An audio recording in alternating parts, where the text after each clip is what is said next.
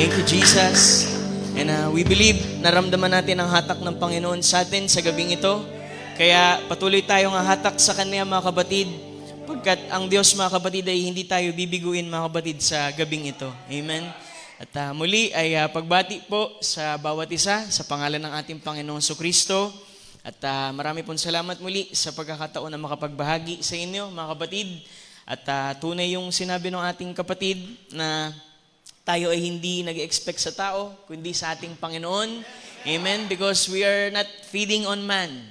We are feeding on the unfailing body word of Son of Man, ang ating Panginoong Kristo. At kung tayo ay merong expectation na may positibong pananampalataya, ay katatagpuin ng Panginoon ang bawat pangangailangan po natin. Amen. Salamat sa ating Panginoon. At napakasarap umawit, mga kapatid, sa ating Panginoon. Meron talagang hatak, mga kapatid. Hallelujah. Glory to God. Salamat sa kanyang salita. Tayo hindi na magtagal pa, mga kapatid. Tayo po ay pagbasa ng ating mga kasulatan. Amen. Next slide po. Nauna kasi yung title. Amen. Sorry po. Book po ng Numbers. Sorry. Amen. Yan. Ito po. Book of Numbers, chapter 14, verse 1 to 4. Sabi dito, and all the congregation lifted up their voice and cried, and people wept that night. 2. And all the children of Israel murmured against Moses and against Aaron, and the whole congregation said unto them, would God that we had died in the land of Egypt, or would God we had died in this wilderness? 3. And wherefore hath the Lord brought us unto this land to fall by the sword, that our wives and our children should be a prey, were it not better for us to return into Egypt? 4. And they said one to another, let us make a captain and let us return into Egypt. Sa isa pang scripture, tuloy natin. Pagka binaybay mo pa yan, bandang 21, dahil mahaba, sabi doon, but ang Panginoon ay sumagot dito, mga kapatid, but as truly as I live, all the earth shall be filled with the glory of the Lord. Because all those men which have seen my glory and my miracles which I did in Egypt and in the wilderness, and have tempted me, now this 10 times, hindi lamang isa, kundi 10, and have not hearkened to my voice, surely they shall not see the land which I swear unto their fathers, neither shall any of them that provoke me see it. Huling scripture, bago tayo manalangin, sabi ni Pablo sa Corinto, 1 Corinthians chapter 10, verse 11 to 12, now all these things happen unto them for examples, and they were written for our admonition, upon whom the ends of the world are come.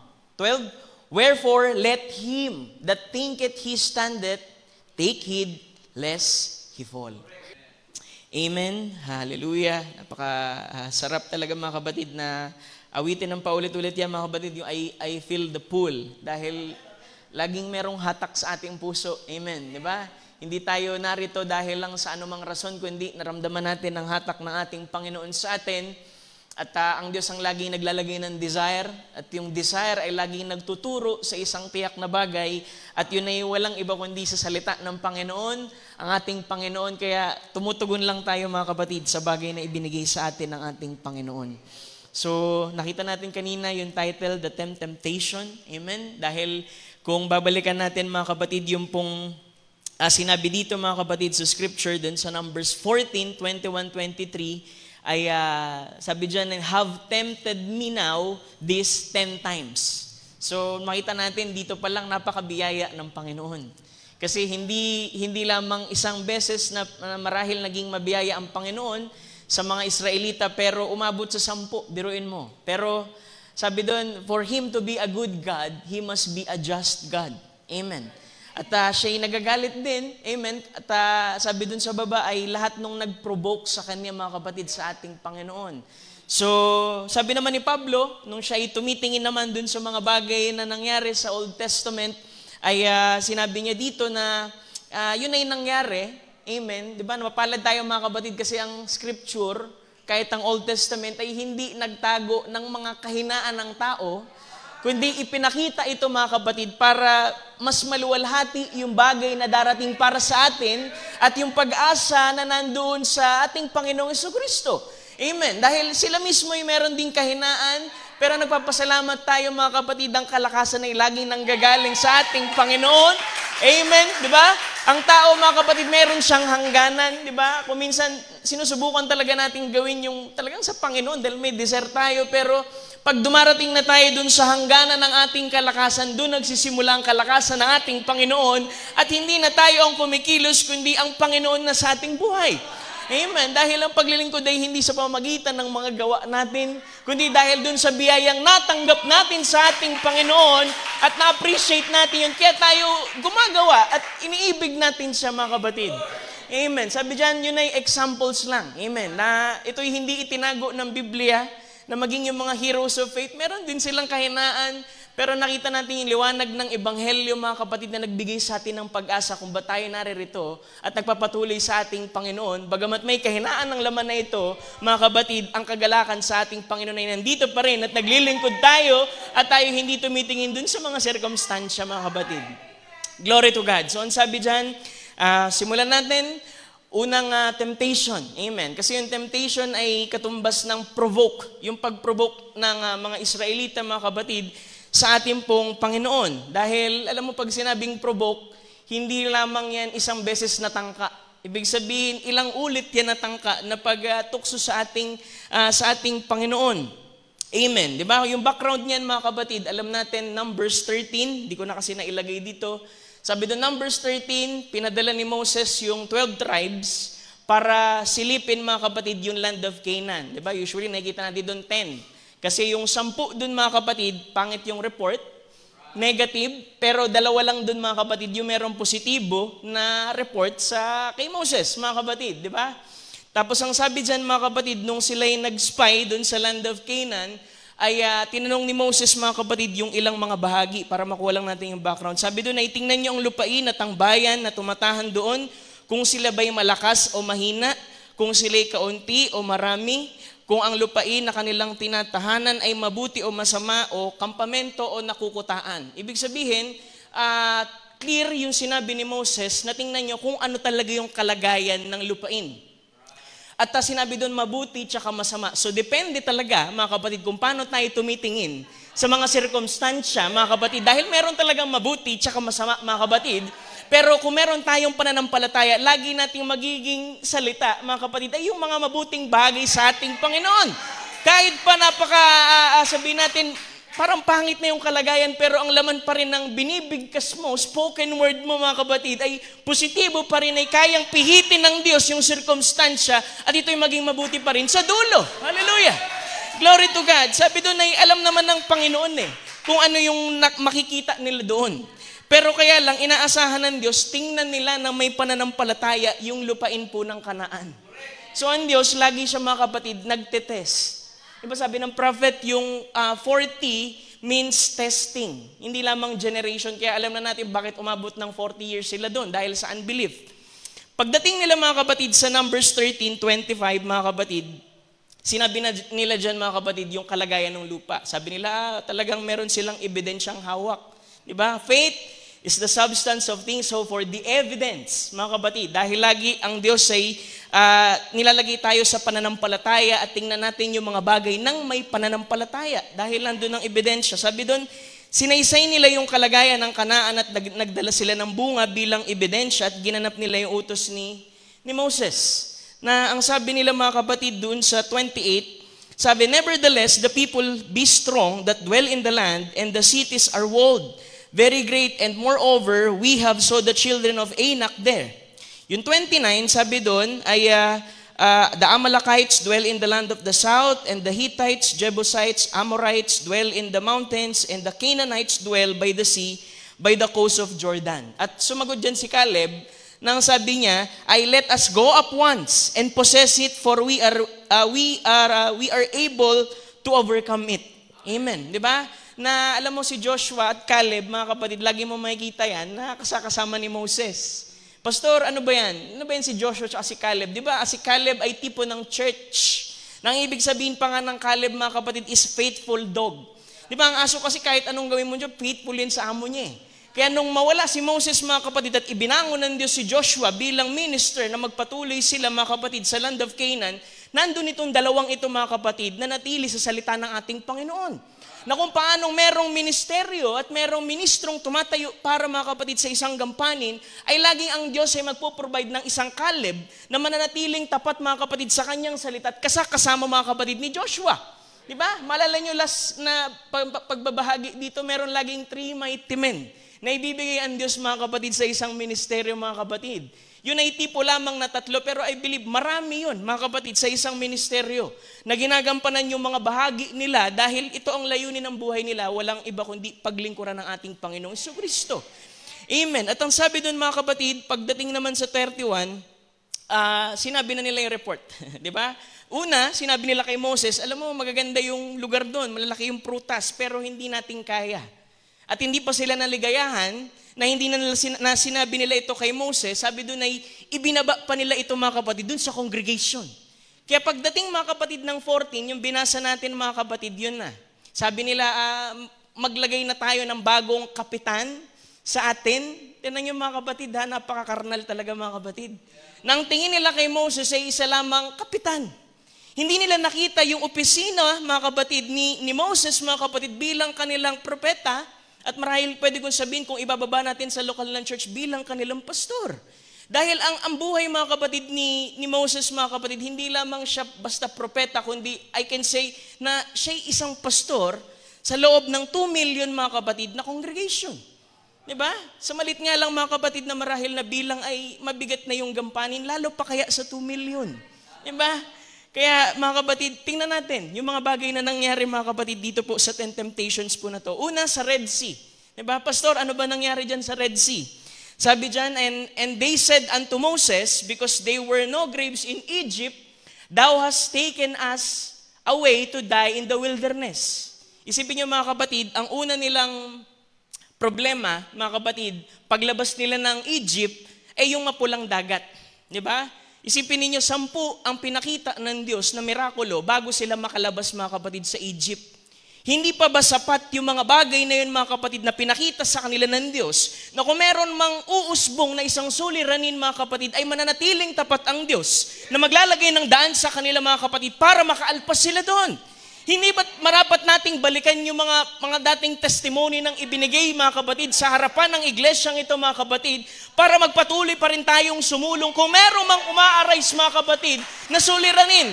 Dahil ang Diyos ay hindi maaring magbago, mga kapatid, sa kanyang salita, na kung kaya niyang gawin pa rin ang mga bagay at maghawi ng mapulang dagat, ay kaya niya pa rin maghawi, mga kapatid, sa ating panahon. Hallelujah! Diba? Ang sabi niya, mga kapatid, dyan, sabi niya sa Tagalog, hindi ba sinalita namin sa iyo sa Ehipto na sinasabi, pabayaan mo kami na makapaglingkod sa mga Ehipsyo? Pero napaka-ungrateful. Kasi doon, alipin sila doon, mga kapatid. Diba, lagi silang hinahampas para lang, alam mo yun, mga kapatid, makapaggawa sila ng bloke ng putik, mga kapatid, para doon sa kanilang city. Pero nung nilabas sila ng ating Panginoon, ay meron silang hindi na-recognize, meron silang hindi na-appreciate dahil ang tao ko minsan nakakalimutan yun eh. Diba? Yung mga bagay na, unang bagay na ginawa ng ating Panginoon sa atin dahil lang merong mapulang dagat, ay nakakalimutan natin na ang Diyos ay di ba gumawa na ng maraming bagay sa ating buhay. Kaya sa paanong paraan tayo magdududa na gagawa pa rin siya ng daan para sa atin, para sa ikalawang pagkakataon. Hallelujah! Sabi niya dyan, pabayaan mo kami na magpaglingkod sa Ehipsyo sapagkat lalong mabuti sa amin ang maglingkod sa mga Ehipsyo kaysa kami ay mamatay sa ilang. Diba? Alam mo yung tao minsan pagka merong hardship, hindi mawala dyan, sana mamatay na lang ako. Diba? Tignan mo kahit si Elijah, hindi naman din exempted kahit ministro. Si Elijah, mga kapatid, nung hindi niya kaya yung burden, na siya yung matakot, mga kapatid, na papatayin siya ni Jezebel, nandun sa juniper tree, at ang sabi, Lord, hindi ako mabuti kaysa dun sa mga nauna sa akin, kitlin mo na lang ang buhay ko. Pero mga kapatid, ang Panginoon, alam kasi yung pinagdadaanan niya. Ang Diyos ay kayang umabot, mga kapatid, sa tao, mga kapatid, at i-comfort siya. Diba? At ang sabi dun, mga kapatid, ng propeta, kung di ako magkamali, sabi niya, ay nagpadala pa nga ng, ang tawag pa nga dun sa word ay cake. Tinapay para palakasin, mga kapatid, si Elijah. Na ang Diyos ay walang ibang paraan mga kapatid para mapalakas din ang bawat mananampalataya maliban dun sa tinapay, dun sa salita ng Diyos mga kapatid, dahil dito lang nanggagaling ang kalakasan ng mga mananampalataya sa ating Panginoon. Hallelujah! Sabi niya pa dyan mga kapatid, itinuloy niya mga kapatid dyan na siguro nakita natin sa message niya ng Why Christ Speak, umiyak siya di ba, si Moses? Nung sinabi niya na, sinabi dapat kasi pinabayaan mo na kami, nilagay mo ba kami dito dahil kulang yung libingan dun sa Ehipto? At si Moses dun mga kapatid, sa loob-loob niya, nagsasalita siya dito mga kapatid, ang sabi niya ay, huwag kayong matakot, tumigil kayo at tingnan niyo ang pagliligtas ng Panginoon na gagawin sa inyo ngayon, sapagkat ang mga Egyptian na inyong nakikita ngayon ay hindi na ninyo muli makikita magpakailanman. And the Lord shall fight for you, sabi sa English, and He shall hold your peace. Meron siyang sinabi, di ba? Kahit na kuminsan mabigat yung kanyang dinadala, ay nandoon pa rin siya sa bahagi na nagko-comfort pa rin siya, nag-i-encourage pa rin siya. Pero sa loob-loob niya, sabi ng scripture, sabi ng Panginoon, ba't ka umihibik? Bakit ka umiiyak? Hindi nakita ng tao yun mga kapatid, pero nakita ng Diyos. Kaya sinabi sa kanya, pinaalala, ba't ka humihibik? Iunat mo yung kamay mo na merong tungkod para mahawi yung dagat. Kasi mga kapatid, ang Diyos, lagi siyang maglalagay ng daan para sa atin. Lagi siya maglalagay niyan mga kapatid. Kung tama lang yung ating pananampalataya, positibo tayo na ang lahat ay kayang gawin ng Diyos. Diba kung minsan mga kapatid, hinihingi ng ating Panginoon, pag may suliranin, dapat makita natin, ano kaya yung mabuting gagawin ng Panginoon sa pagkakataong ito? Hallelujah! Hindi yung tingnan mo yung circumstansya dahil ito'y negatibo na, mga kapatid. Wala nang magagawang tingnan mo pa yan sa ganyang kalagayan, kundi tingnan mo na may pananampalataya dahil ang kulang sa kanila dyan, mga kapatid, ay kawalan ng pananampalataya na tumawid dun sa Red Sea. Mga kapatid, dahil hindi natin gampaning alisin yung mga suliranin. Gampanin niya ng Diyos, mga kapatid. Ang tinuturo lang sa atin ng ating Panginoon ay sumulong tayo, sabihin natin ang salita mga kapatid, and go forward. Because the Holy Ghost mga kapatid, meron lang siyang isang mensahe. Tawag dito mga kapatid ay speak the word and move forward.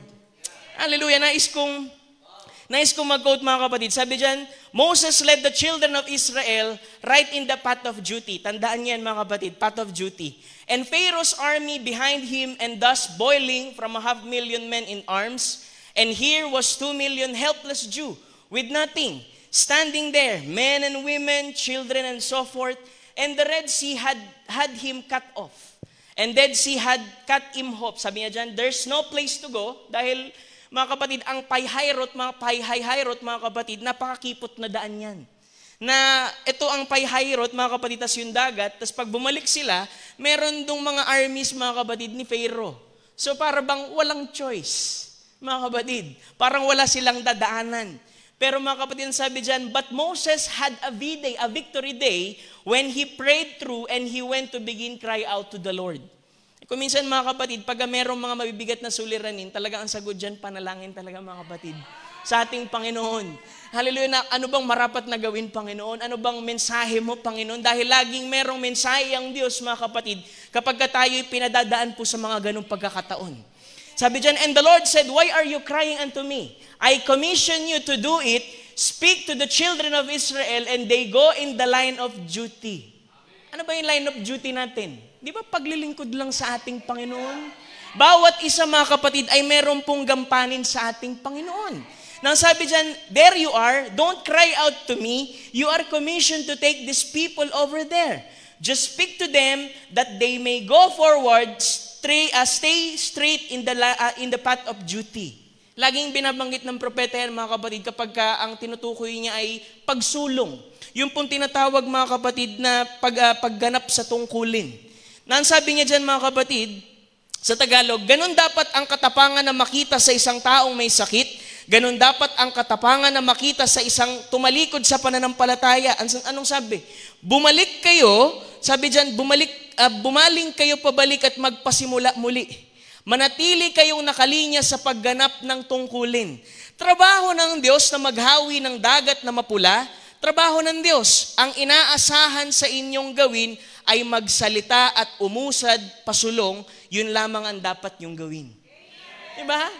Trabaho ng Diyos yan. Alisin. Ang sabi lang ng Panginoon, salitain mo. Ano ba? Salita ng tao, Panginoon? Hindi. Yung salita ko at umusad ka na may pananampalataya na ang Diyos ay maglalagay ng daan para sa atin. Amen. Dahil mga kapatid, hindi niya pwedeng pabayaan ang kanyang hirang. Hindi niya pwedeng pabayaan yung kanyang nobya, mga kapatid. Dahil, hallelujah, mahal niya yan. Nandyan ang kanyang pag-ibig, mga kapatid. Kaya ang sabi niya, now the Holy Spirit has one message. Speak the word and go forward. That's right. Don't cry to me. There's the word. Speak it and move forward. Thus saith the Lord. That's the message of the Holy Ghost. Kaya makita mo mga kapatid, yung mga tao na kuminsan bugbog na sa trials, bugbog na sa suliranin, pero nakita mo nagpapatuloy, sumusuong pa rin kasi merong Holy Ghost sa loob nila mga kapatid na nagsasabi, sumulong ka, magpatuloy ka, hallelujah, dahil ang Diyos ay laging nandiyan mga kapatid. Diba kung tayo lang mga kapatid, siguro matagal na tayo huminto eh. Pero meron dun sa loob, mga kapatid, na humihiyaw na hindi, kailangan mong tumayo, kailangan mo magpatuloy, kailangan mong sumuong hanggang dun sa pagpapalit ng katawan. Hallelujah! Sabi niya, now we make mistake.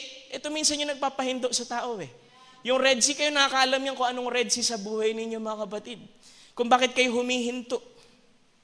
Sabi niya, we know we make mistake, but you mustn't look at that. It's not your mistakes because you're always going to have them. Diba? Hindi sinasabi dyan mga kapatid na kinukonsinti tayo, kundi huwag mong tingnan dahil mga kapatid talaga may kahinaan tong laman na to. But you see, it's following His rules. Following what He said do. And stumble and falling doesn't have one thing to do with it. A real true servant, sabi niya, if he'll stumble, he'll get up again. If he wobbles, God pulls him right back in the path as long as he is in the path of duty. Ano ibig sabihin nun? Hanggat hindi pa tapos ang Panginoon sa iyo, hanggat ang kanyang layunin ay nakalatag pa rin mga kapatid sa buhay mo, obligado ang Diyos sa iyo. Hallelujah. But if it's off path of duty, that's not obligated to Him. Ibig sabihin, kailangan mong bumalik doon sa tungkuling iniatang ng Panginoon sa iyo. Hallelujah. God's obligated to him, knowing that he's just a man or a woman, kaya he's obligated to that person as long as they're in the path of duty. Ang path of duty natin mga kapatid din, iisa lang, sumulong tayo. Magpatuloy tayo. Kahit may dagat na mapula, kayang hawiin yan ng Diyos mga kapatid. Hallelujah! May pananampalataya lamang tayo mga kapatid na sumuong doon. Glory to God. Thank you, Jesus. Sabi niya pa dyan mga kapatid, una, kawalan ng pananampalataya, pero hindi pa rin sila binago ng ating Panginoon. Nakatawid pa rin sila mga kapatid.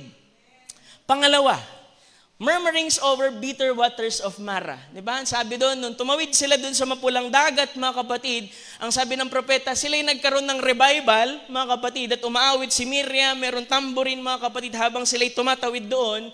At dumating na sila, mga kapatid, doon po sa, tawag dito, sa bitter waters of Mara. Amen. Sana, hallelujah. Thank you, Jesus. Sabi niya dito, Exodus, so Moses, sabi niya, at pinatnubayan ni Moses ang Israel mula sa dagat na mapula at sila'y lumabas sa ilang ng Shur. Sila'y lumakad ng 3 araw sa ilang at hindi nakasumpong ng tubig. So talagang medyo delikado yun kasi 3 araw na. Wala silang tubig. Pwede kang mamatay talaga doon mga kapatid. Pero sabi dito, at nang sila'y dumating sa Mara, ay hindi sila makainom ng tubig sa Mara sapagkat mapait, kaya't ang pangalan ay tinawag ay Mara. Nung inom sila, di ba, parang napaka-strange naman nun. Na pinatawid sila ng Lord, binigyan sila ng revival doon, tapos meron na namang suliranin. Hallelujah! Na napakapait ng tubig at hindi nila ito mainom at hindi ba alam yun ng Diyos? Alam yun ng Diyos. Pero kailangan silang padaanin doon mga kapatid dahil merong layunin lagi ang ating Panginoon. Sabi niya dyan, at nag-upasala ang bayan si Moses, inupasala ng bayan si Moses at sinasabi, anong aming iinumin?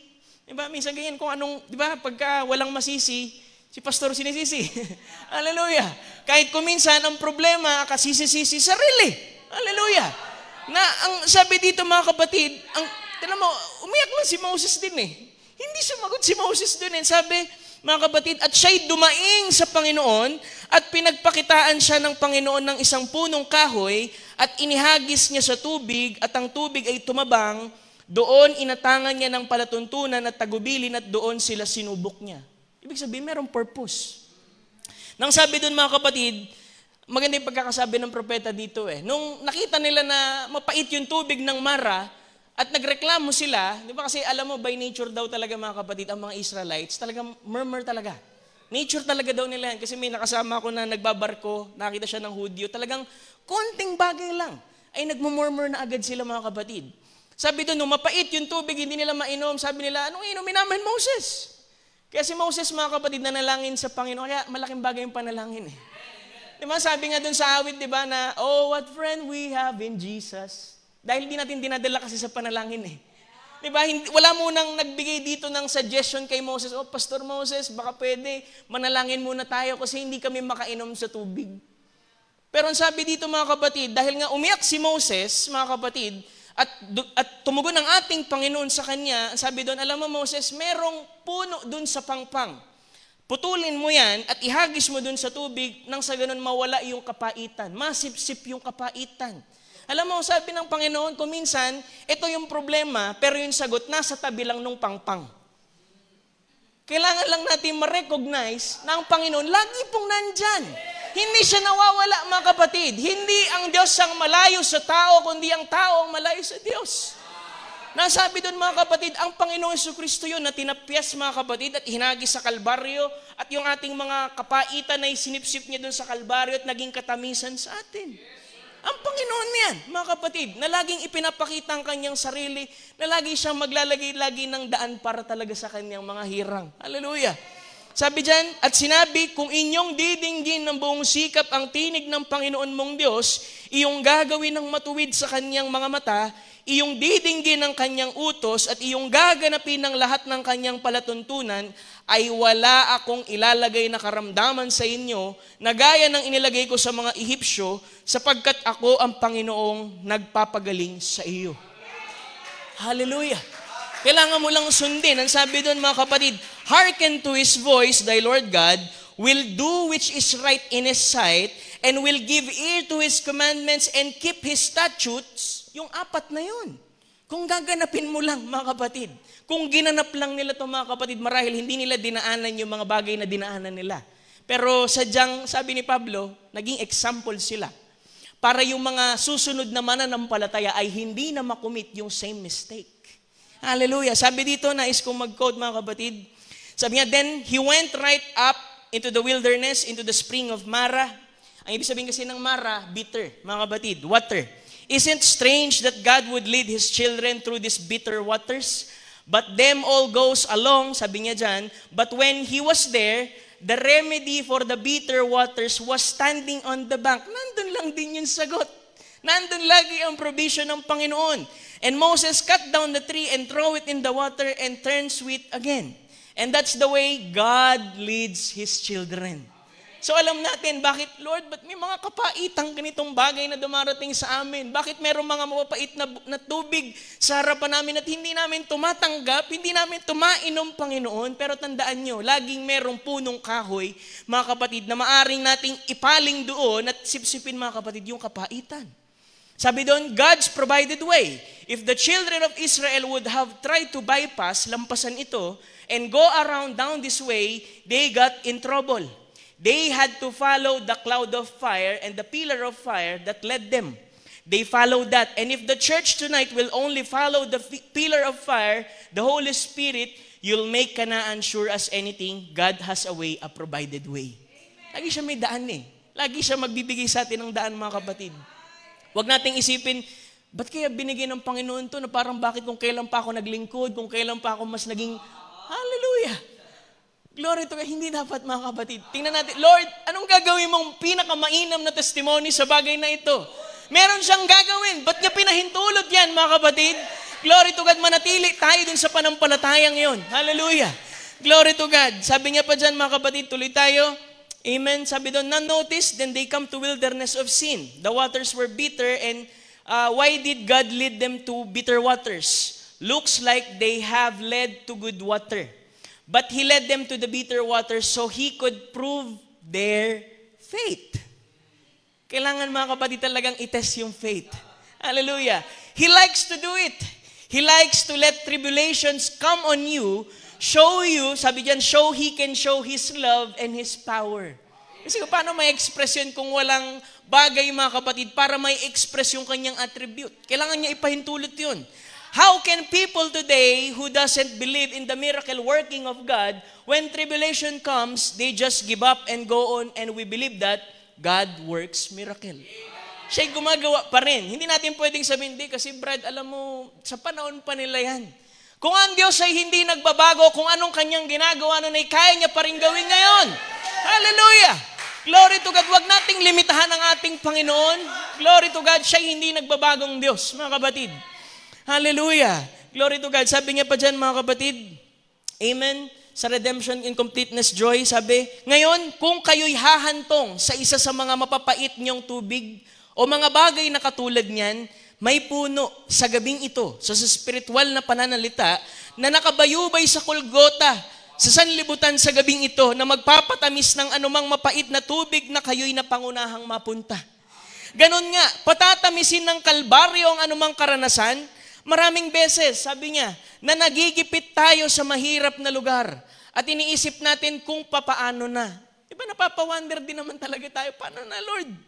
Kasi parang wala nang option, pero ang sabi diyan, kaya sabi niya, nagpayo siya, kaya pinipikit ko sa ganyang pagkakataon ng aking mga mata at iniisip ko, sa ibayo ng Golgota kung saan nagbubo ng dugo ang aking manunubos at namatay para sa buhay ko, at pagkatapos nun sabi, ang pagsubok ko'y hindi na ganun kabigat.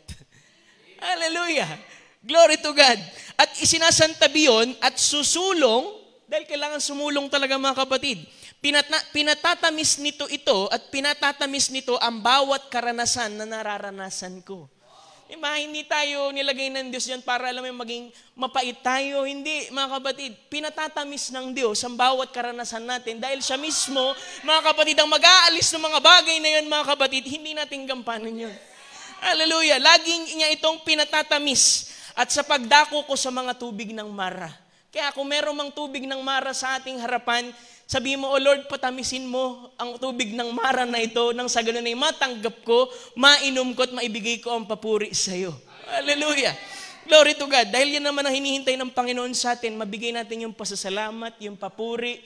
Diba? Hindi lang basta, mga kapatid, sa mabuting bagay. Diba sabi ni Job, mabuting bagay lang ba? Tanggapin natin sa ating Panginoon? Hindi, mga kapatid. Dahil dun sa mga mababatong dako, mas nagiging totoo ang Panginoon sa atin. Hallelujah! Glory to God. Sabi niya dyan, kasi siguro may mga tao ayaw ng suffering. Sino ba dito yung ayaw ng suffering? Siyempre, natural, ayaw mo. Di ba? Pero, kailangan tayong padaanin ng Panginoon dun. Di ba? Sabi doon, ang sabi doon ay, the pathway to glory is through suffering. Hallelujah! Kaya sabi niya dyan, hindi ko sinasabi sa mga tao na piliin nilang magdalamhati. Hindi ko sinasabi na piliin niyo ang pagdurusa. Hindi yan makataong bagay na gawin.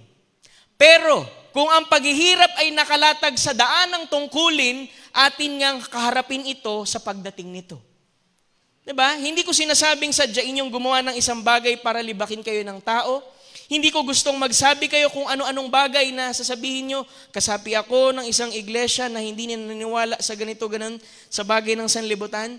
Ang mga bagay na gaya niyan ay para magbunsod sa tao na pagtawanan nila kayo. Di ba? May mga persecution talaga, mga kapatid. Sinasadya niyan sa inyo, hindi nga sinasabi na kayo'y lumabas dyan at gumawa ng kung ano-ano at gumawa ng bagay na labis-labis na. Hindi yan ang sinasabi ko na gawin nyo para yung mga tao ay babansagan nila kayong panatiko. Maaari sinasadya nyo kapag kaganyan. Pero, kung yun talagay nakalatag sa daan ng inyong tungkulin patungo sa Diyos, hayaan nyong ang mundo'y sabihin ang gusto nilang sabihin, magpatuloy kayo. Hallelujah! Hayaan nyo silang sabihin ng anuman, magpatuloy ka sa ating Panginoon. Dahil siya ang may yakda ng pananampalataya mo. At kung paano, mga kapatid, ang panampalataya ay binigay sa bawat isa, may personal tayong pakikipag-deal sa ating Panginoon. Hallelujah! Glory to God. Kaya hayaan mo yung mga tinig sa labas, pakinggan mo, that still small voice. Yung maliit na tinig na yun, mga kapatid, nandito sa ating puso. Hallelujah! Glory to God. Pangatlo, murmuring in the wilderness of sin. Sabi dyan, mga kapatid, Amen. Exodus chapter 16, sabi doon na nandyan na sila mga kapatid sa wilderness of sin. And the whole children of Israel, sabi doon, murmured against Moses and Aaron in the wilderness. Parang hindi na babago yung picture. Parang yun at yun pa rin. Hallelujah.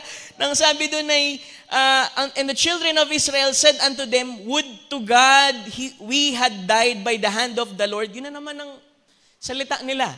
Na namatay na lang sana kami. Hallelujah. When we have died and eat bread, sabi doon ay itinuturo nila mga kapatid doon sa Egypt. Hand of the Lord in the land of Egypt. When we sat by the flesh pots and when we did eat bread to the full, for ye have brought us forth into the wilderness to kill this whole assembly with hunger. Una, mga kapatid, ay tubig. Diba? Kaya sabi ko, mahalaga yung tubig tsaka yung tinapay. Pagdating dito sa 16, nagutom sila dahil wala ng tinapay, naubos na. Kung ano yung dala-dala na sa Egypt ay naubos na mga kapatid. Pero naniniwala tayo ang Diyos ay laging provider. Hallelujah. Kahit ba parang, pastor, parang isang takal na lang to ng bigas eh. Pero makikita mo, ang Panginoon magpo-provide kasi merong mananampalataya mga kapatid sa lupang ito na humihiling mga kapatid na siya'y pagpalain ng ating Panginoon. Glory to God. Sabi dyan, mga kapatid, amen. Sabi dito, nang magkagayoy sinabi ng Panginoon kay Moses, narito, ako'y aking pauulanan ng pagkain mula sa langit at lalabasin at pupulutin ng bayan araw-araw ang bahagi sa bawat araw. At sabi dito, upang aking masubok sila. So meron na namang testing. Mga kapatid, kung sila'y lalakad ng ayon sa kautusan o hindi. Alam mo mga kapatid, kahit ang blessing, minsan testing ng Panginoon sa atin yan. Kung paano natin gagamitin, kung paano natin ikukonsumo, di ba? Kasi I believe, mga kapatid, kaya pinrovide ng Panginoon sa atin yan para magamit din talaga sa katawan ng ating Panginoon. Hallelujah. And it shall, sabi dito, at na mangyari sa ika-6 na araw ay sila'y maghahanda ng kanilang dala at ang ibayo ay kanilang pupulutin sa araw-araw. Walang iba yan mga kapatid kundi yung mana. Diba? Yung mana, ang ibig sabihin yan mga kapatid, mana, ang ibig sabihin sa Greek niyan mga kapatid ay ano ito? Kasi ito ay isang pagkain mga kapatid na hindi natural na pagkain ng tao. Dahil sabi doon yan ay pagkain ng anghel.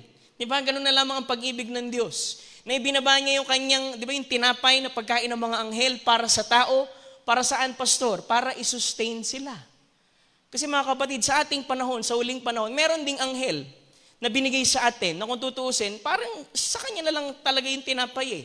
Pero hindi, binaba niya ito mga kapatid, yung tinapay doon po sa local, mga kapatid, the fivefold ministry. At yung fivefold ministry ay hinahati-hati yung tinapay na ito na galing doon sa anghel, sa ika-7 anghel mga kapatid, at ito'y pinapakain mga kapatid doon sa iglesia para sila i-sustain mga kapatid hanggang doon sa pagpapalit ng katawan. Amen. Hallelujah! Yun ang nais ng Diyos, mga kapatid, i-sustain sila. Mga kapatid, sadyang hindi lang sila makapaghintay. Diba? Kasi dito puro murmurings eh. Kung sinabi lang sana nila, siniko man lang nila si Moses, wala na tayong pagkain. Hindi, murmurings ang ginawa nila eh. Kaya mga kapatid, kapag mali tayo ng approach sa ating Panginoon, mga kapatid, wala tayo makukuhang virtue. Hallelujah! Pero kung tama yung ating paglapit, tama yung ating pag-approach, mga kapatid, makukuha mo yung virtue sa ating Panginoon. Hallelujah! Glory to God. Sabi niya dyan, mga kapatid, when the manna was falling, God gave them that after they had passed through the Red Sea. Tipo daw ng, mga kapatid, ng dugo ng ating Panginoon. Kasi mapulang dagat yun. And the taskmasters was dead. God had to sustain their life and He had to give something, being they have separated themselves from homeland and they was out in the wilderness. They were pilgrims there and they were in a journey and God had to sustain their life, so He promised He would supply everything they had need of. So He did it and He rained manna down. Diba yung manna, mga kapatid, hindi yan malalaking tinapay na nagkakadalaklag, na lalaglag. Baka magkabukol tayo niya mga kapatid. Yun po'y maliliit lang na coriander seed, mga kapatid, na nalalaglag. At pupulutin nila yan mga kapatid at didikdikin at ito'y lulutuin at nagiging tinapay. Yun po yung kinakain nila mga kapatid. Sabi pa dito, after they pass over, God promised to supply everything they had need of. God promised to supply everything we have need of. And when we cross over the sea, di ba, hanggat hindi tayo nakakatawid, mga kapatid, they didn't have any bread left. So that night, God rained the manna down out of the heaven. Nung sila'y lumabas mga kapatid sa mapulang dagat, sinabi rin kasi ng propeta, ang mana ay tipo rin ng Espiritu Santo. Kailangan munang dumaan mga kapatid dun sa blood mga kapatid, sanctification mga kapatid, hanggang sa ito'y ma-fill in ng Holy Ghost mga kapatid. Kaya yung mana na yan mga kapatid, alam mo yung pagkain nila na yan, hindi sila nagkaroon ng diabetes, walang high blood dun, walang kolesterol. Ibig sabihin, yung binigay ng Panginoon sa kanila, hindi lang para i-sustain, kundi para ingatan din sila. Ang salitang ito ay hindi lamang nag-aalis sa atin na binabakuran tayo mga kapatid, kundi iniingatan tayo ng ating Panginoon sa pamamagitan ng kanyang salita. Kaya huwag isipin ng sino man, pagka nangangaral lang matigas ang inyong pastor mga kapatid ay, ang dami namang bawal, ang dami namang hindi. Pag-iingat yan ng Diyos sa inyo. Hallelujah! Na kung tayo ay mga kapatid, kumakain dun sa manang iyon mga kapatid, isusustain tayo hanggang doon mga kapatid sa pagpapalit ng katawan. Pastor, gaano ba katagal yan? Malapit na, mga kapatid. Glory to God. Sabi niya pa dyan, ika-4, disobeying Moses' instruction, mga kapatid. Sabi dito, and the children of Israel did so and gathered some more and some less. And when they did meet it with an omer, kasi timbangan yon, he that gathered much had nothing over, and he that gathered little had no lack. They gathered every man according to his eating. Kasi una, pinakilala ni Moses yung mana. Pangalawa, nagbigay ng instruction, mga kapatid, si Moses. Sabi dyan, notwithstanding, they hearken not unto Moses, but some of them left of it until morning, and it bred worms, it stank, and Moses was wroth with them. Kasi ang instruction ni Moses, kumain kayo ng mana na yan. Huwag kayong magtitira, ubusin ninyo. Pero mga kapatid, dahil nga karnal sila, mga kapatid, ay inisip nila, hindi na magpo-provide ang Diyos kinabukasan. Kaya sa dami ng bagay mga kapatid na meron sila, nagtira sila mga kapatid. Alam mo mga kapatid sa buhay na ito, hindi man tayo pagyamanin ng ating Panginoon, hindi rin tayo pagkukulangan. Hallelujah! Diba? Kung minsan inisip na, parang hindi sapat Panginoon. Pero ang totoo, sapat yun. Kasi ang biyaya ng Panginoon, sapat sa atin mga kapatid. Akala lang natin, pinagkulangan tayo ng Diyos mga kapatid, pero hindi tayo pinagkulangan. Diba? Pastor, alam mo, ang dami kong hinilingin sa Panginoon, hindi naman binigay. Alam mo, kaya hindi binigay yan kasi baka mamaya makasasama sa'yo. Pero ba't hindi mo pasalamatan yung mga bagay na hindi mo hiniling sa ating Panginoon pero binigay sa'yo? Hallelujah!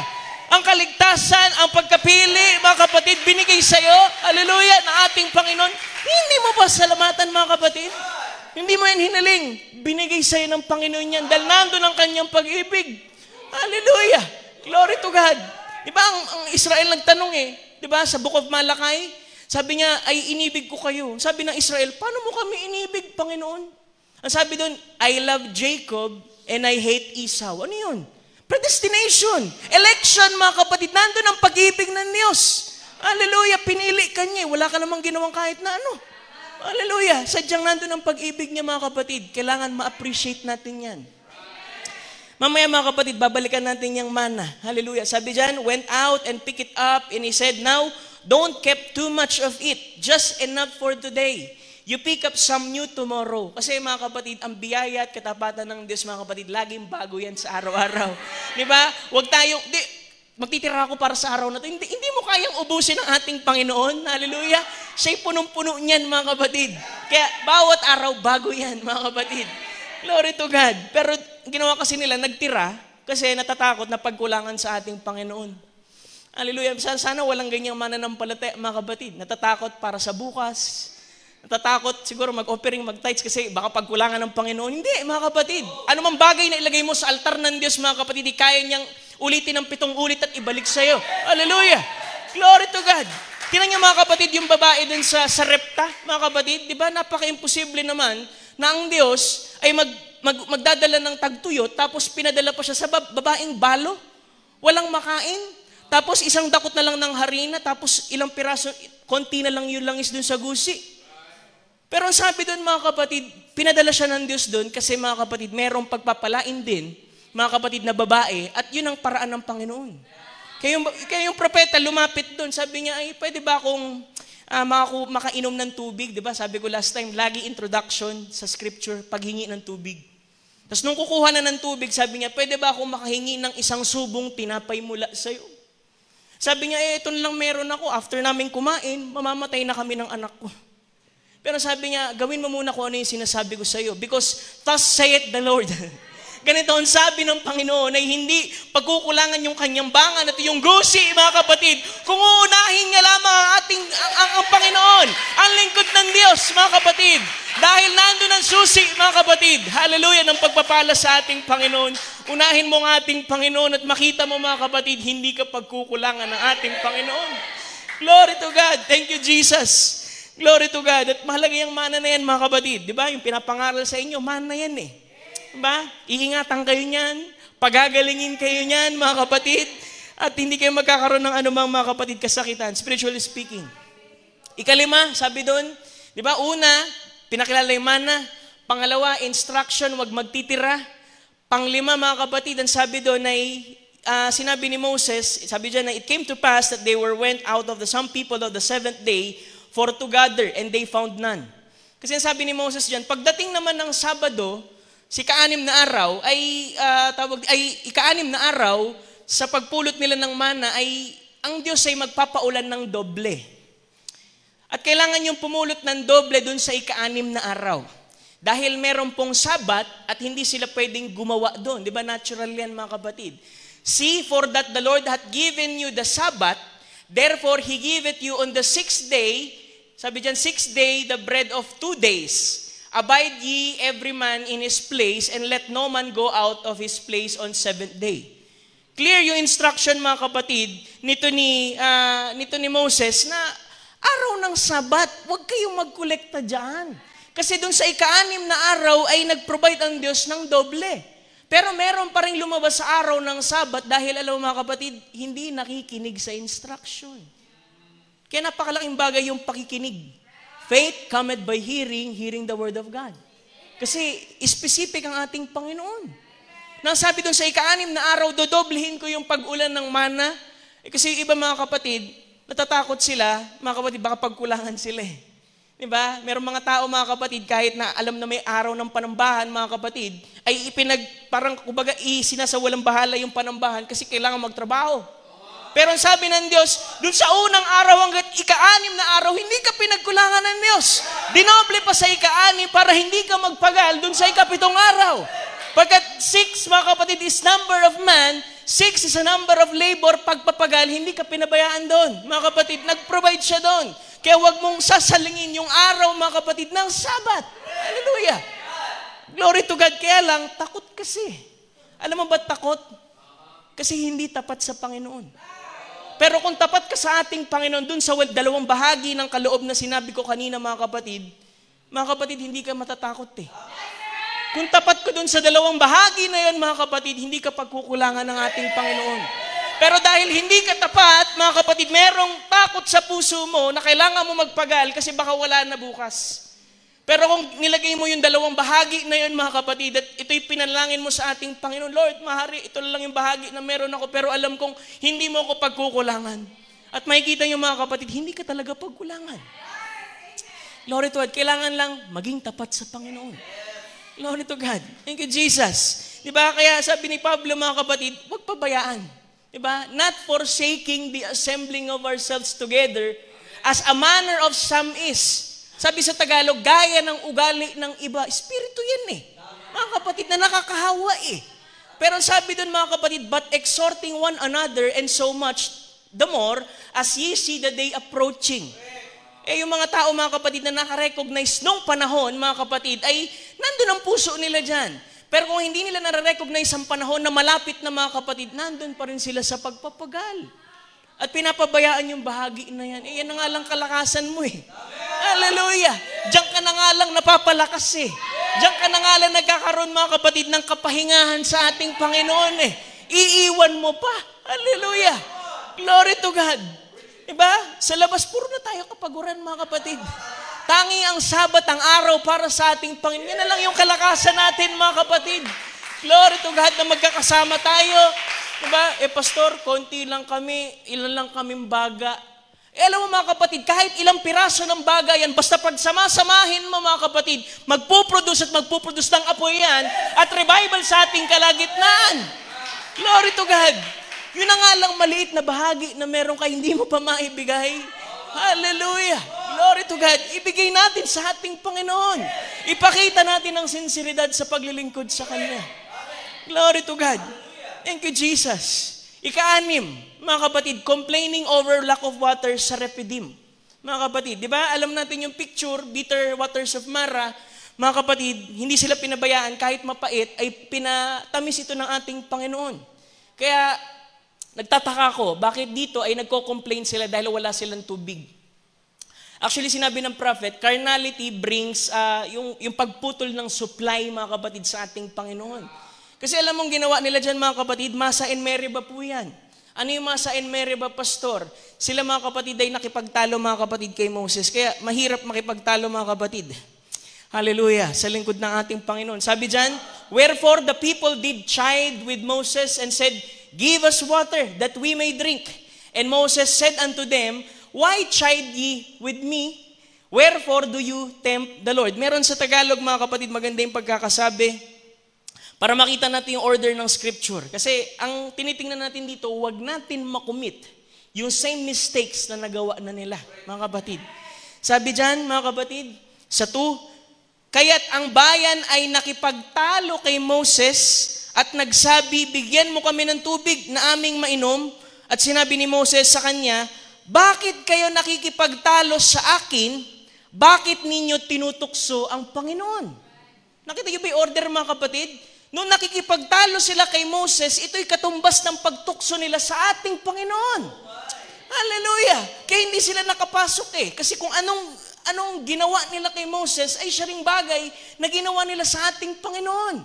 Kaya be careful. Hallelujah. If you can't respect the man, respect the office he holds in God. Hallelujah. Dahil yan ay tao ng Diyos, mga kapatid. Glory to God. Sabi niya, and the people, sabi dito, at ang bayan ay nahuhaw at inapasala ng bayan si Moses at sinabi, bakit mo kami isinampa rito mula sa Ehipto upang patayin mo kami sa uhaw at ang aming anak at ang mga kawan? Yun na naman ang salita na naman nila. Para patayin kami. Hallelujah. Sabi doon, at si Moses ay, sumagot ba? Sabi, dumaing sa Panginoon na nagsasabi, anong aking gagawin sa bayang ito? Kulang na lamang ay batuhin nila ako. Lumapit na naman siya sa Panginoon, Lord, anong gagawin ko, Lord? Wala tayong mabasa.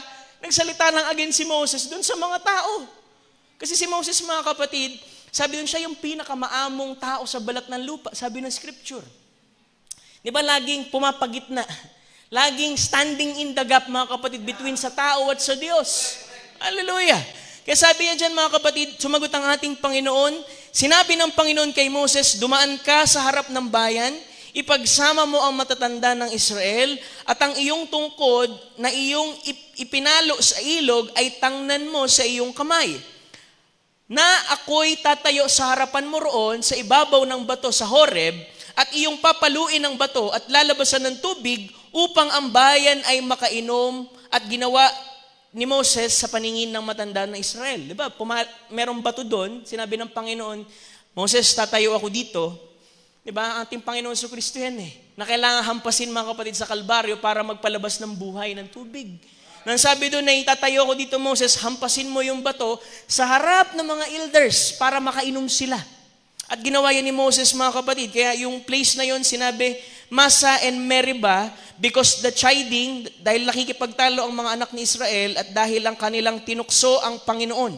At kanilang sinasabi, ang Panginoon ba'y nasa gitna natin o wala? Naku, mahirap pala yan, mga kapatid. Bigkasin. Nandyan pa ba ang Panginoon o wala? Pagtukso sa ating Panginoon. Hallelujah. Dahil lagi siyang nandyan. He is omnipresent, omnipotent, mga kapatid. Hallelujah. Omniscient, mga kapatid. Hindi siya pwedeng mawala. Ang tao lang ang wala sa ayos, out of fellowship sa ating Panginoon. Kaya nasasabi yung mga ganyang bagay. Actually, napaka-fresh para sa kanila na sabihin nito dahil pinainom naman sila sa bitter waters of Mara. Diba? Na merong bato doon na hinampas, mga kapatid. Diba? Minsan, ang tao, pag nasa gipit na sitwasyon, o kaya parang wala siya sa tamang pag-iisip ba, minsan nakapagsasabi ng mga bagay na hindi totoo. Pag nandun sa suffering at lahat, di ba? Nasabi, dinala mo ba kami dito para mamatay sa uhaw? Samantalang hindi naman sila pinabayaan dun sa Mara.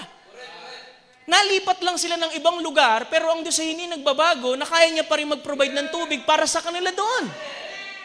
Di ba? Sabi natin, ang sinabi ni Pablo, 1 Corinthians chapter 10. Gusto ko makita natin ito, mga kapatid. Sabi dyan, Moreover, brethren, I would not that ye should be ignorant how that all the fathers were under the cloud and all passed through the sea, and we all sabi dyan, were all baptized unto Moses into cloud and into the sea, and did eat all the same spiritual meat, yung manna, yung 4, sabi dyan, and did all drink the same spiritual drink, for they drank of that spiritual rock that followed them, and that rock was Christ.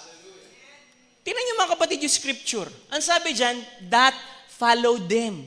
Anong ibig sabihin niyang pastor? Alam mo yung Tabernacle of Congregation, kapag ang pillar of fire ay kikilos, susulong mga kapatid, kailangan nilang sumulong. Nang sabi doon yung Tabernacle of Congregation ay kailangan nilang baklasin, dala-dala nila yun mga kapatid, at sila'y pag huminto yung pillar of fire, kailangan nilang ibaba doon mga kapatid yung Tabernacle of Congregation, i-assemble ulit, merong bato doon sa gilid. Nang sabi ay yung batong yun, si Kristo na laging sumusunod sa kanila. Kaya paano paraan sila mga kapatid? Pagkukulangan ng ating Panginoon. Na kung saan sila lumipat, saan sila sumuong, meron laging nakalitaw na bato doon mga kapatid para painumin sila. Kaya isang mananampalataya, kahit saan mo dalhin yan mga kapatid, paiinumin at paiinumin niya ng ating Panginoon. Dahil merong laging bato na sumusunod sa kanila, mga kapatid. Dahil ikaw mismo meron ka ring bato, the rock of revelation mga kapatid, at nakatayo ka sa batong yan, hindi para hampasin, kundi para manatili mga kapatid dun sa ipinahayag ng Panginoon sa iyo. Kailangan mong tumayo sa batong yan mga kapatid, that rock of revelation mga kapatid, which is Christ mga kapatid. Hallelujah, at di ka pagkukulangan ng ating Panginoon dyan, paiinumin ka ng ating Panginoon, bibigyan ka ng kalakasan ng Diyos, pagagalingin ka ng ating Panginoon. Hallelujah. Glory to God. Thank you, Jesus. Glory to God. Kailangan lang natin manatili dun sa batong yan. Actually, siya ngayon sumusunod eh. Hallelujah. Saan tayo mapunta? May bato dun. Nagpapainom sa atin. Hallelujah. Kaya hindi ko alam ba't ganito yung murmuring nitong mga Israelita na ito mga kapatid. Ikapito, mga kapatid. Idolatry. Hallelujah. Isa sa maging tukso sa ating Panginoon. Kasi alam mo, yung ginawa nilang molten calf ay prefigured coming ni, sino ito mga kapatid? Yung si Balaam, si Balak. Kung ako nagkamali, yan yun mga kapatid. Sabi dito, mga kapatid, Exodus chapter 32, at nang makita ng bayan na nagluluwat si Moses ng pagpapanaog sa bundok, ay nagpisan ang bayan kaya Aaron, at nagsabi sa kanya, tumindig ka, at igawa mo kami ng Diyos na mangunguna sa amin. Sapagkat tungkol sa Moses na ito, na lalaking nagsampa sa amin mula sa lupain ng Ehipto, ay hindi namin malaman kung anong nangyari sa kanya. Ano bang story niyan, pastor? Si Moses, mga kapatid, wala po ng 40 days and 40 nights. Umakyat siya sa Sinai. Kaya yung mga tao na nandun sa ilalim na naghihintay for 40 days and 40 nights, marahil na inip. Diba? Kaya mahalaga may patience ka talaga mga kapatid. Eh. Diba? Pastor, kaya ko yan, patience. Kaya ko maghintay sa kapatiran kahit 3 oras. Pero habang nandun ka sa 3 oras na yun, nagmumurmur ka, usapan namin, alas 10, ngayon wala pa rin. Tapos nung dumating, yung mukha mo nakangiti ka. Sabihin mo, kanina ka pa Brad, hindi, karating ko lang. Pero totoo, 3 hours ka na dun. Ang totoong patience, mga kapatid, ay pagpapanatili na mabuting pag-uugali habang naghihintay ka sa pangako ng Diyos. Habang naghihintay ka sa Kanya. Pastor nila to si Moses eh. Diba? 40 days and 40 nights wala si Moses. Mga Israelita lang kasi mga kapatid, lagi may nakikita, lagi may nahahawakan, lagi dapat meron tangible mga kapatid. Kaya sabi doon, si Aaron, alam mo si Aaron, high priest, diba? I believe, iniwan siya ni Moses para meron pa rin, alam mo yun, magpapaalala sa kanila. Kasi ang kasama ni Moses si Joshua. Si Joshua nasa gitna ng bundok, si Moses nasa taas. Di ba inaasahan niya si Aaron eh? Di ba yung mag-aayos eh? Pero sabi dito, at sinabi ni Aaron sa kanila, alisin niyo ang mga hikaw na ginto na nasa tenga ng inyong asawa, na inyong mga anak na lalaki at babae at dalhin niyo sa akin. Baka may hikaw pa tayo dyan ha? Hallelujah! Glory to God. Thank you, Jesus. Sabi dyan, at inalis ng buong bayan ng hikaw na ginto na nasa kanila at tenga at dinala kay Aaron. At ang sabi doon, tinunaw nila yan mga kapatid at ginawa nilang molten calf.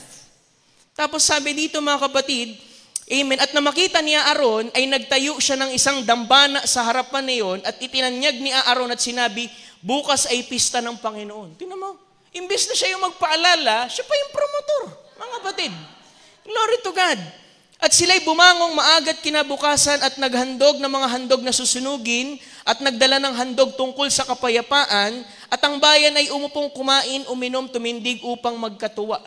Hallelujah. Nagawa pa nilang mag-offer eh. Hallelujah. Doon po sa calf. Samantalang ang handog dapat sa Panginoon eh. Kaya ang Panginoon, mga kapatid, sumagot sa 7. Sabi niya dyan, and the Lord said unto Moses, go, get thee down, for thy people, which thou brought out of the land of Egypt, have corrupted themselves. Tingnan yung order. Nung nasa Egypt pa, ang tawag ng Panginoon, my people. Pero dahil hindi na sila lumalakad, mga kapatid, dun po sa salita ng Panginoon, dun sa palatuntunan, mga kapatid, ng ating Panginoon, dinisown na sila ng ating Panginoon.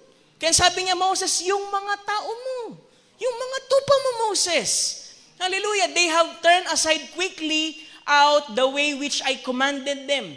And they have made, sabi dyan, them molten calf and have worshipped it and have sacrificed, kumpleto, alam ng Lord this be thy gods, O Israel, which have brought thee out of the land of Egypt. Di ba habang ginagawa nila mga kapatid yung molten calf, ang sabi doon mga kapatid ay, O Israel, na nagsampa sa iyo mula sa lupaing ito, ang tinutukoy nila yung daw molten calf. Diba? May nagsasabi, alam mo kasi Brad, ito yung talaga nagpala sa akin eh. Alam mo, ang Panginoon na nagpala sa'yo. Hindi ang anumang bagay. Marahil gumawa ka, marahil, pero ang Panginoon pa rin ang source ng pagpapala, mga kapatid. At di mo pwedeng sabihin, ito kasi yung nag-ahon sa amin, Brad eh. Hallelujah. Hindi yan na nag-ahon sa'yo. Ang Panginoon na nag-ahon sa'yo, mga kapatid, mula sa Ehipto, mga kapatid, hanggang dito sa mga pangako ng Diyos. Glory to God. Pero ang sabi doon, mga kapatid, amen, ayan sabi dyan mga kapatid sa 9, and the Lord said unto Moses, sabi ng Panginoon kay Moses, aking nakita ang bayang ito, narito isang bayang may matigas na ulo. Ngayon, bayaan mo nga ako upang ang pag-iinit ay mag-alab laban sa kanila at upang aking lipulin sila at ikaw ay gagawing aking dakilang bansa. Diba? Kumbaga, ang sabi ng Lord, papatayin ko na lang sila, tapos magpapasimula na lang ako sa iyo, Moses. Pero mga kapatid, alam mo, ginawa ni Moses, namagitan pa rin. Sabi niya, Lord, pagka pinatay mo sila, malalaman ng ibang nasyon yan, na dahil hindi mo sila nagawang itawid doon sa promised land, ay pinatay mo na lang sila sa ilang. Kaya sabi ng scripture, it repented the Lord. Ibig sabihin, nagbago ang isip ng Panginoon. Kasi merong tumatayo sa gitna. Na kung minsan mga kapatid, ang tao mga kapatid, kahatol-hatol na sa Panginoon, pero merong Moses, merong pastor mga kapatid, lumuluhod, nananalangin para mga kapatid, para sa tao ngayon. Na hindi siya galawin ng Diyos, tumatayo dun sa gitna mga kapatid. Sa paanong paraan, pastor? Pag nanalangin na yan. Pag binanggit na ang pangalan mo sa ating Panginoon. Na kung tutusin ka, judge na mga kapatid, pero Lord, pag mo siyang galawin, Panginoon. Hallelujah. Isang bagay mga kapatid, si Kristo talaga yun mga kapatid, nalarawan mga kapatid kay Moses. Pero alam mo mga kapatid, nung sinabi ni Moses yan mga kapatid, di ba nagbago isip ng Panginoon? Pero nung pagbaba niya, siya naman yung nagalit mga kapatid. Sabi doon, dinikdik niya mga kapatid yung molten calf, dinikdik niya ng pinong-pino, nilagay niya doon sa tubig, at yung tubig ay pinainom niya isa-isa doon sa mga Israelita. Isang insulto mga kapatid na ito'y inumin nyo, yung Diyos-Diyosan nyo, ito'y ilagay nyo sa inyong bibig at ilabas sa iyong katawan. Isang insulto dahil insulto ang ginawa nila sa ating Panginoon. Diba? Marahil sa atin mga kapatid, ano yung matuturing nating idolatry? Ano mang bagay mga kapatid na naglalayo kayo sa'yo kay Kristo, o isang bagay na pinagtutuunan mo ng pansin ng higit mga kapatid sa ating Panginoon, it becomes idolatry. Hallelujah. Glory to God. Sabi niya, that's age-old cry. If I could only find God, laging sabi ng tao yan eh. Kung makikita ko lang sana ang Panginoon. Pero sabi dyan, all ages, people are born to worship. Diba? Yun talaga yung design eh, mga kapatid. You'll worship something. Maybe it's your child kapag hindi tama ang channel mo. You'll worship your child, your car, your home, your job, maybe even your church. That will not work. It isn't the church we worship, it's God. Ang ating Panginoon. Hallelujah. There's something in the human heart that calls out for worship. Somewhere. No man is on earth without worship. He worships something. At walang iba kundi ating Panginoon. Diba? Hindi kung ano-anong, diba? Molten calf. Sabi pa ni Moses dyan, ano ba kasing ginawa mo, Aaron? Hindi, kasi kumuha kami ng mga ginto, tapos nung nilagay namin sa apoy, biglang lumabas molten calf. Nagsinungaling pa mga kapatid. Imbis na nag-repent na siya doon, kasi tinig nila mas malakas sa akin eh. Isipin mo, 2 million versus sa isa, matakot ka talaga.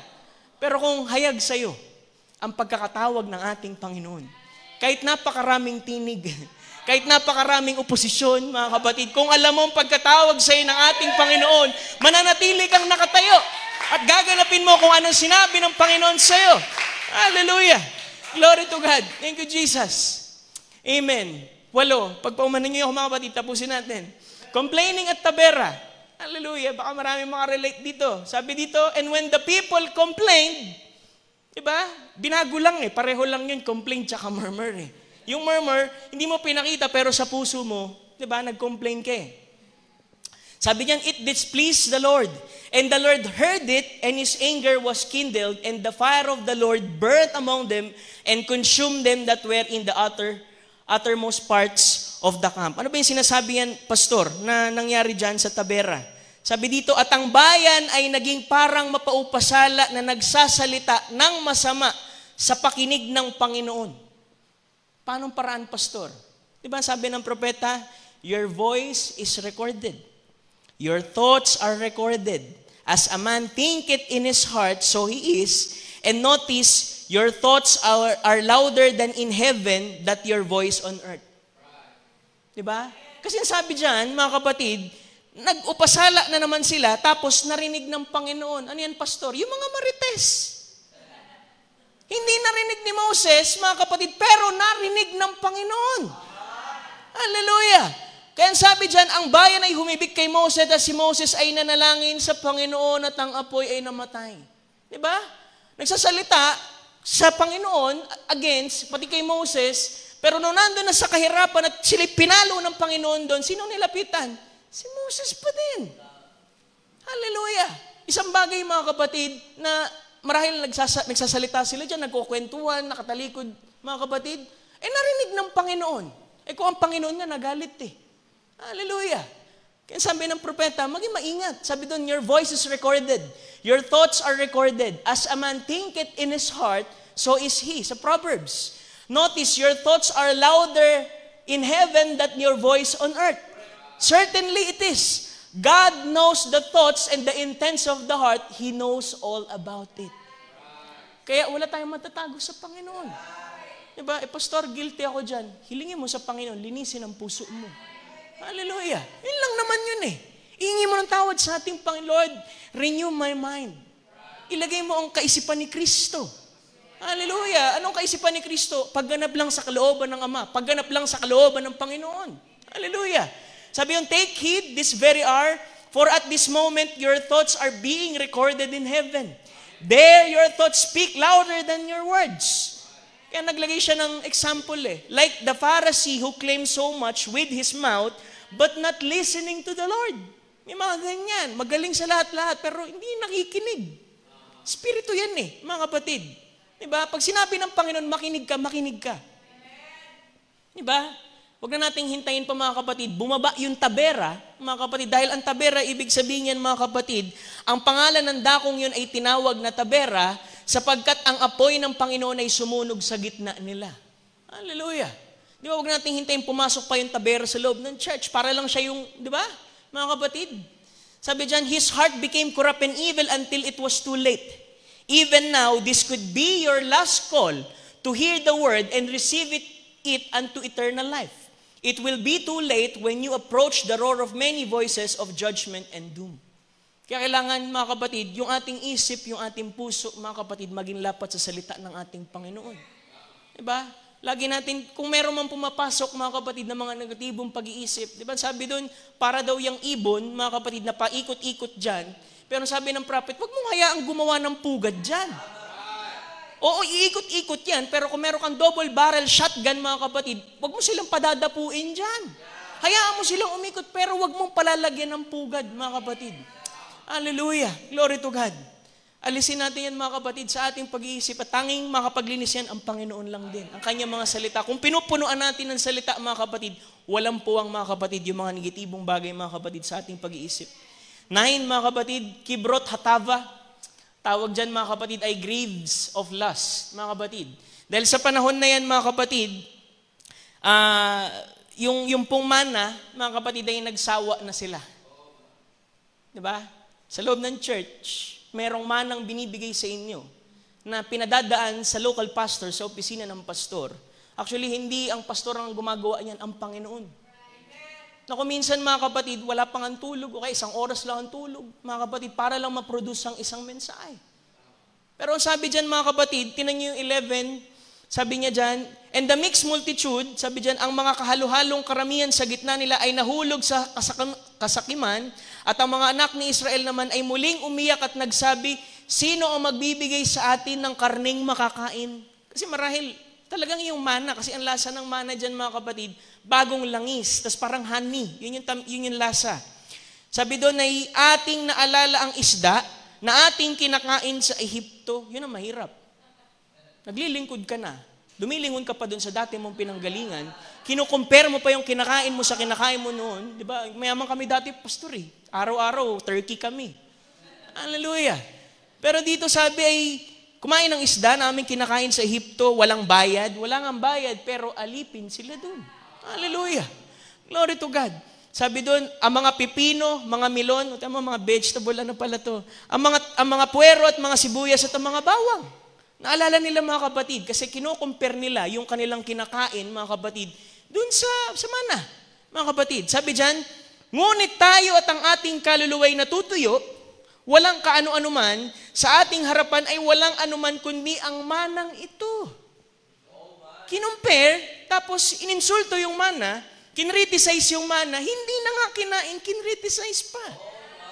Hallelujah. Na kung ano man ang inihahanda mga kapatid, hallelujah, ng inyong sariling pastor dito, kainin nyo. Hallelujah. Dahil yan ang Panginoon na nag-provide niyan.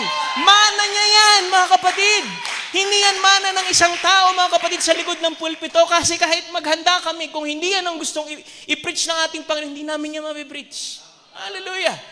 Glory to God. Di ba, mahirap yun eh. Kukompare ka sa ibang church, kukompare ka sa ibang preaching, sabihin mo, parang mas malaman dun ah. Hallelujah. Pero kung binigay sa'yo mana, kainin mo yung mana. Dahil hindi tayo pwedeng mag-digest ng isang turo, isang teaching, mga kapatid. Hindi tayo pwedeng tumanggap na hindi natin kayang i-digest. Kaya yung binigay ng Diyos, kasi yan yung pangangailangan mo para ingatan ka, mga kapatid, sa Panginoon, pagpalain ka, pagalingin ka. Pero ikaw, naghahanap ka ng karne. Glory to God. Thank you, Jesus. Hindi nila na-appreciate. Samantalang yung manang yun, iningatan sila. Pinagpala sila. Pinagaling sila. Hallelujah. Hindi nila na-appreciate yun. Hallelujah. Glory to God. Kaya sabi dyan mga kapatid, ininsulto. Kaya ang ginawa ng Lord, dahil kung anong desire ng puso nila, nagpaulan ng Lord ng mga pugo. Dahil gusto nila karne. Pero ang Panginoon nagalit dyan mga kapatid. Kasi kung ano yung pinrovide ng Panginoon, doon ka manatili. Yun ang lakaran mo. Kasi hindi ka pwedeng ilagay sa alanganin ng daan sa Panginoon. Diba sabihin mo, Lord, lagay mo ako sa daan na to, tapos pagpalain mo ako. Hindi ganun mga kapatid. Manatili ka sa daan ng Panginoon. Hindi mo na kailangang hilingin, pagpalain mo ako, Panginoon. Pagpapalain ka ng Diyos dahil nasa daan ka ng ating Panginoon. Hallelujah. Glory to God. Thank you, Jesus. Glory to God. At sabi dyan mga kapatid, nangyari sa kanila, tinan nyo, sabi doon, the people stood up that day and all that night, and the next day they have gathered the quails. Dapat mana yan eh. Hallelujah. Di ba walang diabetes doon eh. Alam mo, hindi nila na-appreciate yung pag-iingat ng Diyos sa kanila. Samantalang noon, wala silang sapatos na napudpud. Wala silang damit na naluma. Iningatan sila ng Panginoon mga kapatid habang sila kumakain ng mana. Pero sabi doon, humingi pa rin sila ng labis. Diba, naging greedy doon sa bagay na yun. Ang sabi, the next day, they gathered the quails, he gathered the least, gathered the 10 homers, and they spread them all abroad themselves round about the camp. And while the flesh was yet between their teeth, ere it was chewed, the wrath of the Lord was kindled against the people, and the Lord smote the people with a very great plague. Di ba mahirap manatili ka sa permissive will ng ating Panginoon? Pastor, paano ba makakabalik dyan? Bumalik ka sa kalooban ng Panginoon. Bumalik ka sa Kanyang salita. Kung na-recognize mo na nasa permissive ka, bumalik ka sa Panginoon. Pahirapan mo pa ang sarili mo, mga kapatid. Di ba? Na-recognize mo mali ka, pakumbaba mo sarili mo doon at bumalik ka sa kalooban ng ating Panginoon. Di ba? Huwag na natin pabigatin yung ating puso, mga kapatid. Glory to God. Kailangan mo lang bumalik. And they called that name of that place, Kibrot Hataba, because they were buried people that lusted. Diba? Mali yung desire eh. Kung minsan, mga kapatid, pag meron tayong desire na hindi na linya, mga kapatid, sa vision ng ating Panginoon, ikakapahamak natin yan. Kaya lagi natin sikapin, Lord, ano bang kalooban mo? Ano bang nais mo sa akin, Panginoon? At ipapakita sa'yo ng ating Panginoon. Kasi sincero ka eh, na malaman mo, mga kapatid, kung ano yung nasa kalooban ng ating Panginoon. Diba? Sabi, lust for money, lust for big things, lust for popularity, these things are dead to the believer. We don't care, a tent or cottage, why should I care? Live or die, sink or drown, this is the thing that I'm interested in, the kingdom of God. Hallelujah! Whatever I maintain my home, whether I maintain my family, whether I maintain whatever it is, let me maintain Christ, the hope of glory. Hallelujah! Si Kristo lang, mga kapatid, ay kasapatan na sa ating buhay. Oh, hallelujah! Christ is the answer, mga kapatid. Glory to God. Sapat na sa atin yan, mga kapatid, ang ating Panginoong Jesucristo. Huli, mga kapatid, ikasampu, ito na yung pinakahuli, na nagalit na ang Panginoon. Diba, ikasampu, yung Numbers 14, mga kapatid. Kasi sabi dyan, all that congregation lifted up their voice, mga kapatid, and all the children of Israel murmured against Moses and against Aaron. And the whole congregation said unto them, would God that we had died in the land of Egypt, or God we had died in this wilderness. Kaya kung titingnan mo, lahat sila nangamatay eh. Kasi maingat tayo sa hinihiling natin sa ating Panginoon. Hallelujah. Lahat sila na humiling yan nangamatay. Ang nakapasok lang sa promised land, yung mga anak na nila, mga kapatid. Glory to God. Sabi niya, wherefore hath the Lord brought us unto this land to fall by the sword, that our wives and our children should be a prey, where it be better for us to return into Egypt. Kaya sabi, and they said one to another, let us make a captain and let us return to Egypt. Ang tingin nila kay Moses, kapitan lang. Hindi nila na-recognize yung office, mga kapatid, at siya'y propeta. Sabihin ko, pastor nila si Moses. Mga kapatid, kasi ang ministry ni Moses, prophet, pero pastoral eh. Sipin mo, 2 million, mga kapatid, napakabigat na responsibility nun, mga kapatid. Diba? Diba? And then Moses and Aaron fell on their faces before the assembly and the congregation of the children of Israel. Kung babasahin ninyo yan, assignment na lang, mga kapatid, sa bahay, basahin niyo, mga kapatid, yung Numbers 16.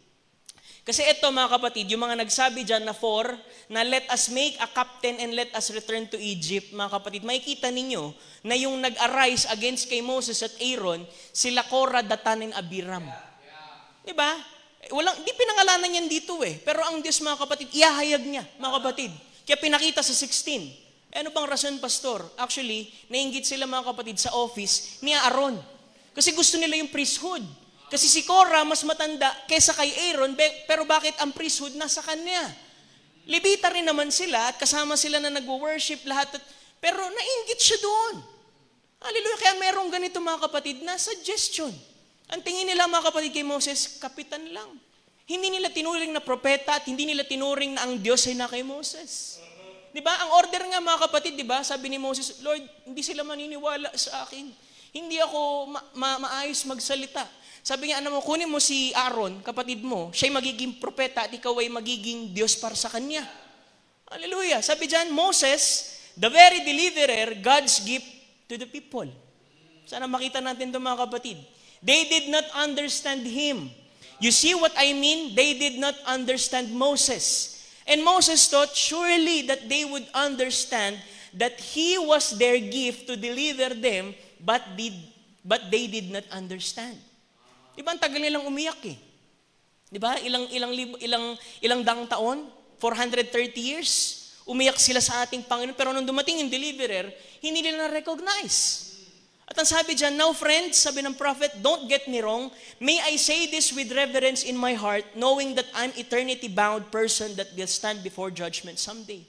Ano sabi niya? Thousands of people are missing their gift.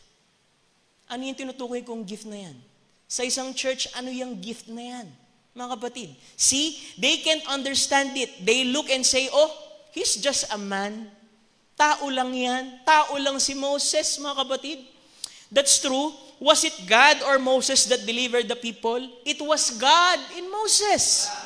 See, they cried for deliverer, and when God sent deliverer to them, they failed to see it because it was by a man.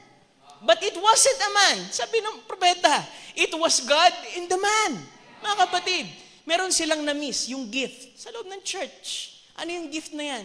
Kayo nang bahala, mag-isip ko ano yan, mga kapatid. Glory to God. Thank you, Jesus. Diba na ang Panginoon, mga kapatid, ay lagi siyang gumagamit ng laman. Lagi siya nagkukubli dun. At inire-reveal niya ang kanyang sarili sa ganung pong paraan.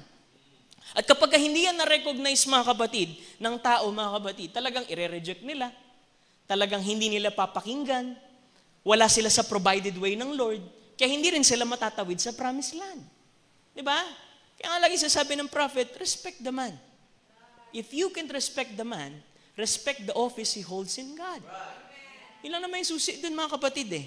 Dito kasi hindi sila sumampalataya na ang Panginoon ay na kay Moses. Sabi niya dyan, mga kapatid, dito, hindi ko na nailagay dyan. Now tonight, so many people can believe God. Lahat daw ang tao kayang sumampalataya sa Diyos. You believe Christ, you believe the Holy Ghost and so forth.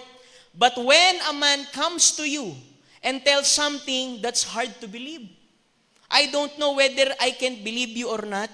That's where it is at. See?